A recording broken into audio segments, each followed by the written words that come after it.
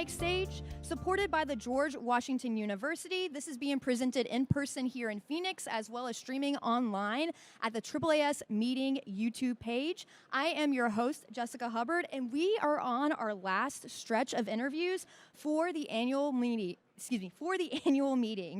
First up in this afternoon session is Janos Botschner, Senior Associate at the Community Safety Knowledge Alliance. Welcome to the Mic Stage. Great to be with you, Jessica. Thanks. Hi, everyone. So tell me a little bit about yourself. Yeah, thanks. Well, so I'm a social scientist working at the intersection of digital technology and community safety and well-being. My background's non-linear. I started off in human genetics and pediatric biochemical genetics. I worked with one of the people who conceptualized the Human Genome Project, as a matter of fact. And from there went and studied personality psychology and did a joint doctorate in social and developmental psychology. So I've really moved from the micro, subcellular, to the individual, to groups, to the level of society as a whole. So it's really gone from, you could say, micro practice to macro practice. That's a great way to put it. And I want to ask you a little bit more about that. But before that, you have a session later today, right? We do indeed.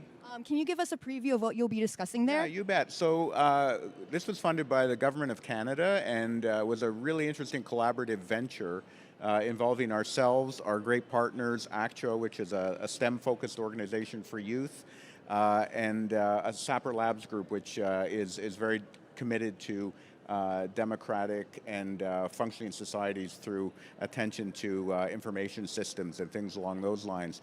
We really wanted to help to build the capacity of Canadian citizens and Canadian institutions to be able to understand and contend with a particular form of disinformation, which is known as gender disinformation.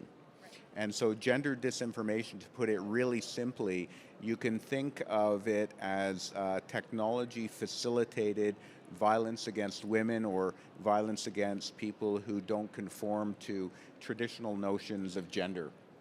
And some of these effects can involve either individual level abuse, like intimate partner violence, right, attacks against elected officials online, and other things that are really designed to either abuse an individual or suppress participation in democratic processes, for example. Right. And this can run all the way up to foreign interference operations that are designed to harm the democratic processes or the social cohesion of a particular society. So it's a very challenging topic. It's really complex, but it's really important to pay attention to.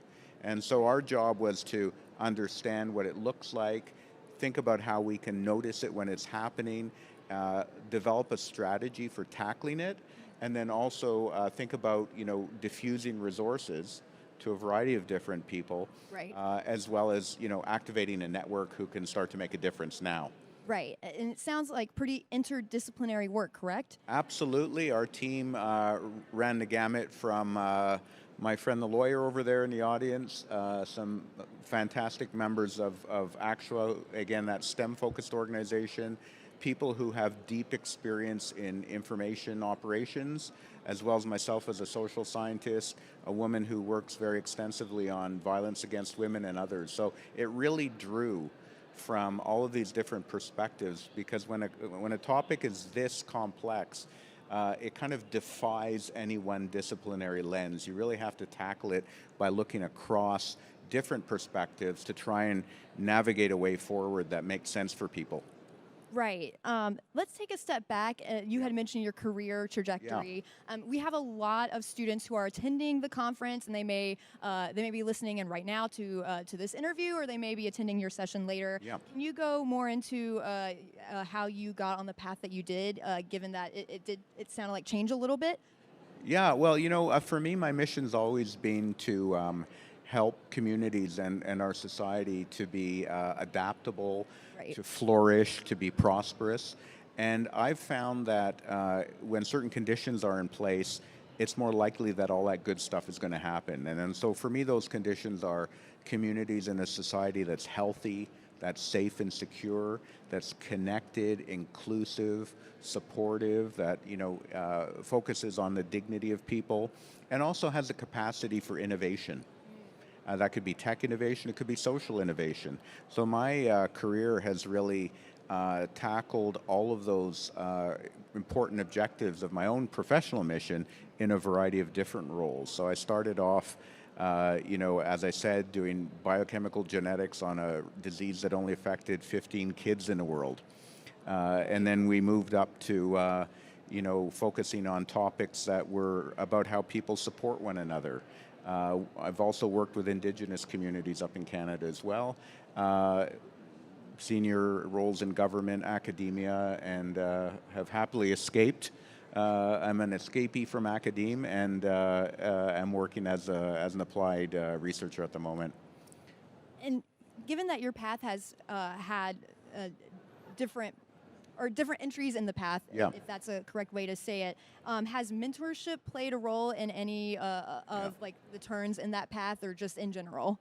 Yeah, no, absolutely. I've benefited greatly by having some very exceptional mentors, and some of those mentors have been peer colleagues as well. I think we used to give one another an award in grad school that was all about the fact that we learned more in the hallways of our buildings from one another than we did in the classroom, because those were those occasions where you crystallized the learnings, you made sense of them for yourselves, and you started to think about, well, what could this mean for me?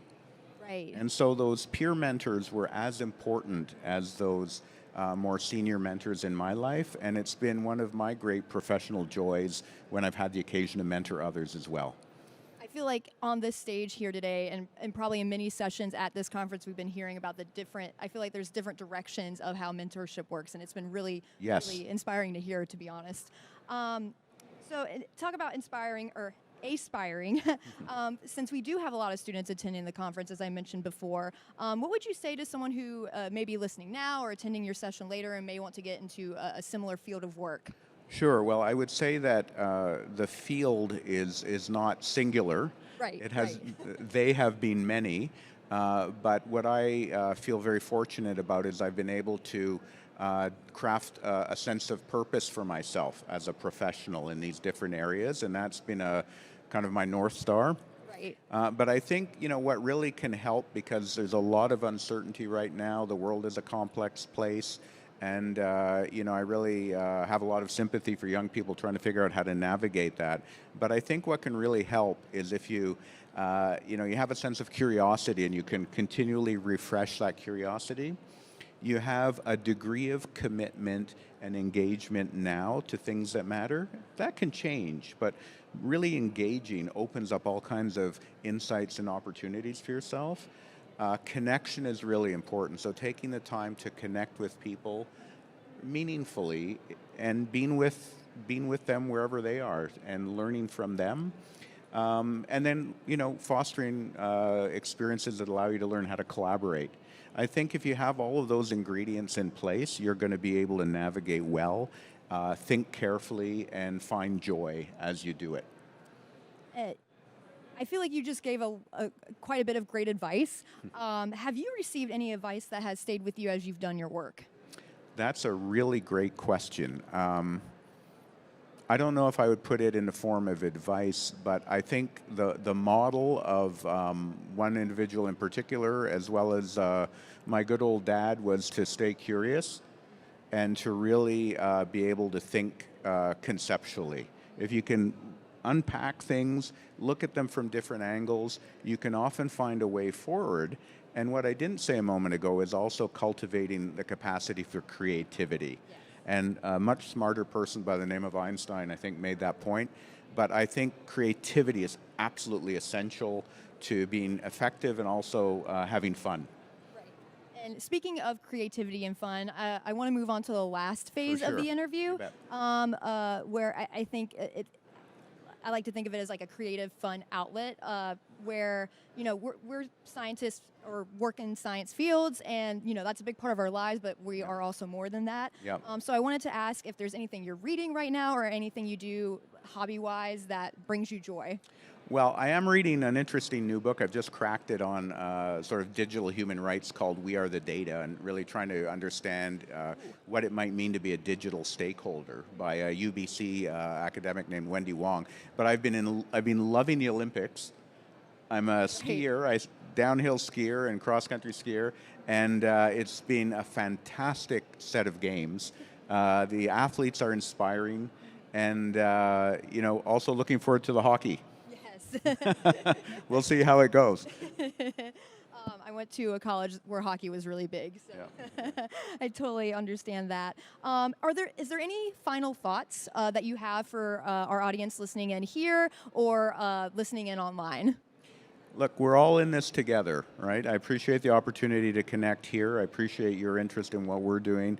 It's been really rewarding to work with passionate, talented, fun, and creative individuals. And I think if you can cultivate that capacity and take opportunities to connect, whether they're across the street, across a continent, Yes. or across an ocean, it really makes a difference, because we're only in this little tiny place for a short while, and we're all in it together. So that's been an important part of my journey as well.